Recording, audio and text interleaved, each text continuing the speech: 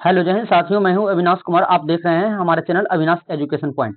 इस वीडियो में हम आप लोग को पढ़ाने वाले हैं क्लास 10th का हिंदी का यानी पहला चैप्टर का ऑब्जेक्टिव प्रश्न है ना। ऑब्जेक्टिव टाइप क्वेश्चन कराने वाले हैं।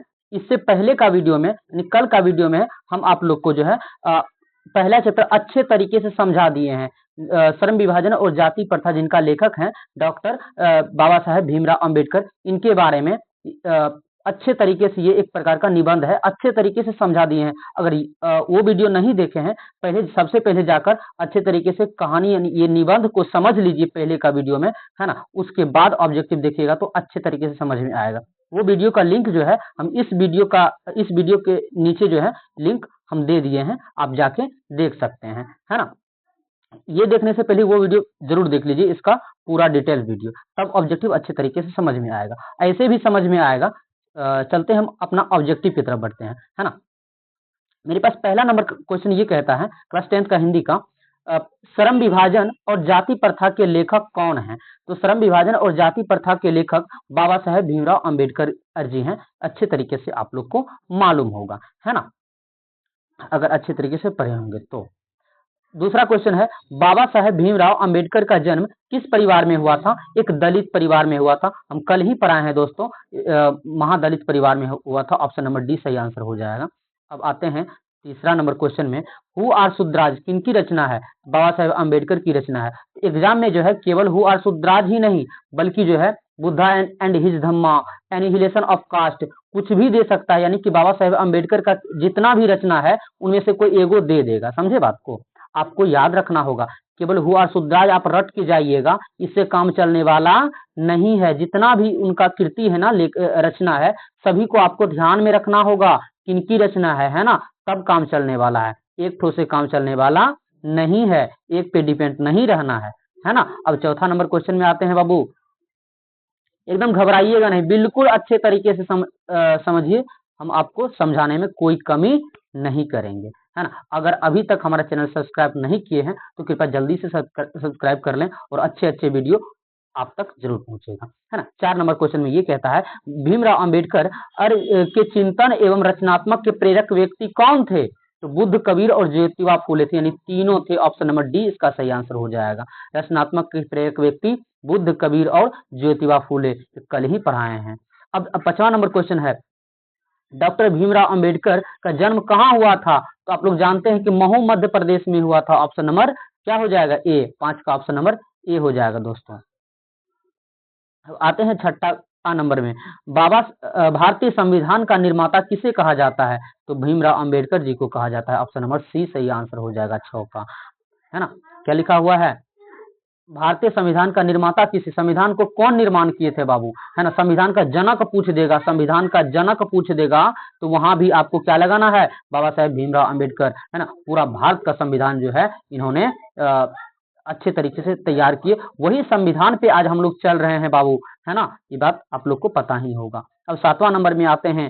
7वां नंबर हमारा प्रश्न ये कहता है कि भारत में जाति प्रथा का मुख्य कारण क्या है। आप लोग को अच्छे तरीके से समझाए थे। अगर सच में बोल रहे हैं, वो वीडियो अगर नहीं देखे पिछला वीडियो देख लीजिए, तब आपको बहुत अच्छा तरीके से समझ में आ जाएगा। एक भी सब्जेक्टिव क्वेश्चन या ऑब्जेक्टिव क्वेश्चन या रटने की कोई आवश्यकता नहीं पड़ेगा, है ना। समझ जाइएगा आप लोग, है ना। तो इसका जाति प्रथा का मुख्य कारण हो जाएगा, क्या हो जाएगा, भारत में जाति प्रथा का मुख्य कारण क्या है, ये बेरोजगारी।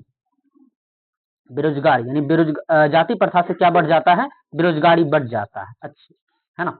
अब 8वां नंबर क्वेश्चन में ये कहता है कि जाति प्रथा स्वाभाविक विभाजन नहीं है, क्योंकि ये व्यक्ति के रुचि पर आधारित नहीं है। मतलब जाति प्रथा जो है अपना स्वाभाविक विभाजन नहीं है, क्योंकि वे जो है व्यक्ति के रुचि पर आधारित नहीं है। यानी कि अपना जो है मन से कोई काम नहीं कर सकता है। अगर जाति प्रथा में रहेगा तो, जाति प्रथा में रहेगा तो अपना मन से कोई काम नहीं कर सकता है। जो जिस जाति का रहेगा वही काम करेगा, है ना। अब आते हैं 9वां नंबर प्रश्न में। 9वां नंबर प्रश्न ये कहता है, मानव मुक्ति के पुरोधा किसे कहा गया है। मानव मुक्ति के पुरोधा जो है बाबा साहेब भीमराव अंबेडकर को कहा गया है। ये जीवनी में है, जीवनी में है, जीवनी। अगर जीवनी नहीं पढ़े हैं तो जीवनी ये जो है हम पिछले वीडियो में पढ़ा चुके हैं अच्छे तरीके से। आप लोग पिछला वीडियो तो देखिए तो सही, है ना। ये क्वेश्चन जो है 2021 में पूछा गया क्वेश्चन है। अब 10वां नंबर में आते हैं, डॉक्टर भीमराव अंबेडकर का जन्म कब और कहाँ हुआ था? आप लोग को पढ़ाए थे, केवल कहाँ हुआ था, है ना, कि महू मध्य प्रदेश में हुआ था 14 अप्रैल 1891 ईस्वी को। 14 अप्रैल 1891 ईस्वी को महू मध्य प्रदेश में एक दलित परिवार में हुआ था, महादलित परिवार में हुआ था। बहुत पढ़े लिखे व्यक्ति थे, है ना। अब आते हैं 12 नंबर क्वेश्चन, 11 नंबर क्वेश्चन की तरफ। आदर्श समाज स्वतंत्रता, समता, भ्रातृत्व पर आधारित होगा, यह किसने कहा? तो बाबा साहेब अम्बेडकर ने कहा। आदर्श समाज कैसा होना चाहिए? उस आदर्श समाज में जो है स्वतंत्रता भी होनी चाहिए, समानता होनी चाहिए, और भ्रातृत्व मतलब भाईचारा होना चाहिए, तभी आदर्श समाज है। ये बात किसने बोले थे? तो बाबा साहेब अम्बेडकर जी ने बोले थे। अब 12 नंबर क्वेश्चन की तरफ आते हैं। 12 नंबर क्वेश्चन कहता है कि भारत की राष्ट्र क्षमता का पूर्ण विकास किस व्यवस्था में संभव है? तो क्या लिखा हो? भारत की राष्ट्र क्षमता का पूर्ण विकास किस व्यवस्था में संभव है? तो समाजवादी व्यवस्था में संभव है। ऑप्शन नंबर सी सही आंसर हो जाएगा। समाजवादी व्यवस्था में यही भारत का सही विकास संभव है, ऐसे संभव पूंजीवादी व्यवस्था में संभव नहीं है। अब आते हैं अगला क्वेश्चन की तरफ हम लोग बढ़ते हैं। अगला क्वेश्चन ये है, देखिए 13 नंबर क्वेश्चन में है डॉक्टर भीमराव अंबेडकर ने किस प्रथा को आर्थिक पहलू से भी खतरनाक माना है? तो जाति प्रथा को भी आर्थिक पहलू से भी खतरनाक माना है। 14 नंबर, आप लोग याद करते जाइए, नहीं तो लिखते जाइए अच्छे तरीके से, है ना। भारत में बेरोजगारी का मुख्य और प्रत्यक्ष कारण क्या है? ऐसे पूछेगा, भारत में बेरोजगारी का प्रमुख और प्रत्यक्ष कारण क्या है? तो जाति प्रथा हो जाएगा। ये क्वेश्चन 2018-19 में पूछा गया, आप देख सकते हैं, है ना दोस्तों। अब आते हैं क्वेश्चन नंबर 15 में। आधुनिक सभ्य समाज श्रम विभाजन को आवश्यक क्यों मानता है? तो कार्य कुशलता के लिए श्रम विभाजन को आवश्यक मानता है। अब 16वां नंबर में, जाति प्रथा श्रम विभाजन के साथ साथ किसका रूप लिया हुआ है? श्रमिक विभाजन का रूप लिया हुआ है। किसका रूप लिया हुआ है? श्रम विभाजन के साथ साथ श्रमिक विभाजन, मतलब जाति के आधार पर काम का विभाजन, है ना। श्रमिक मतलब मजदूर। 17 में आते हैं, श्रम विभाजन और जाति प्रथा पाठ बाबा साहेब के किस भाषण से संपादित है? हम कल अच्छे तरीके से समझाए थे, एनिहिलेशन ऑफ कास्ट से संपादित है। इनका जो हिंदी में रूपांतरण जो है ललई सिंह यादव ने किए थे, ललई सिंह यादव। ये इसका सही आंसर हो जाएगा, एनिहिलेशन ऑफ कास्ट। मूकनायक क्या है? मूकनायक एक पत्रिका है भाई, पत्रिका है, एक पत्रिका है जो कि बाबा साहेब अम्बेडकर के द्वारा निकाला गया था, मूकनायक पत्रिका। अब डॉक्टर भीमराव अंबेडकर के पिता का नाम क्या था? तो रामजी सकपाल। माता का नाम भीमाबाई, पिता का नाम रामजी सकपाल, याद रखिएगा। अगला क्वेश्चन है, डॉक्टर अंबेडकर ने पीएचडी की उपाधि कब प्राप्त किया? तो डॉक्टर भीमराव अंबेडकर जी जो है पीएचडी की उपाधि 1916 में पीएचडी किए। कब किए थे? 1916 में पीएचडी किए थे। ये एनसीईआरटी में नहीं दिया था, आप लोग अच्छे तरीके से याद कर लीजिए। अब 21वां नंबर क्वेश्चन ये कहता है कि आधुनिक मनु किसे कहा गया है? आधुनिक मनु, आजकल के मनु जो है ये डॉक्टर भीमराव अंबेडकर जी को कहा गया है। अब 22वां number question, the caste in India their mechanism किनकी रचना है? तो भीमराव अंबेडकर जी की रचना है। हम आपको बोले थे ना कि इनका कीर्ति है, ये जो दिख रहा है the caste in India their mechanism, ये भीमराव अंबेडकर जी का कीर्ति है। जितना भी कीर्ति है ना, सभी को अच्छे तरीके से आप ध्यान में रख लीजिए। कीर्ति आप एनसीईआरटी में होगा या नहीं तो पिछले वीडियो में आप लोग को बताए ही हैं, है ना। अच्छे तरीके से देख लीजिएगा तो अच्छा से समझ में आ जाएगा। इसका भीमराव अंबेडकर होगा। अब देखिए भीमराव अंबेडकर की रचना, भीमराव अंबेडकर की रचना है the rise and fall of the Hindu. ये हो जाएगा ऑप्शन नंबर बी। ये कीर्ति है, कीर्ति को आपको ध्यान में रखना होगा। कोई भी कीर्ति एग्जाम में पूछ सकता है, कोई भी कीर्ति एग्जाम में पूछ सकता है। किनके प्रोत्साहन पर बाबा साहेब अब उच्चतर शिक्षा हेतु न्यूयॉर्क गए? तो बड़ौदा नरेश के प्रोत्साहन पर। किसके प्रोत्साहन पर? बड़ौदा नरेश के प्रोत्साहन पर।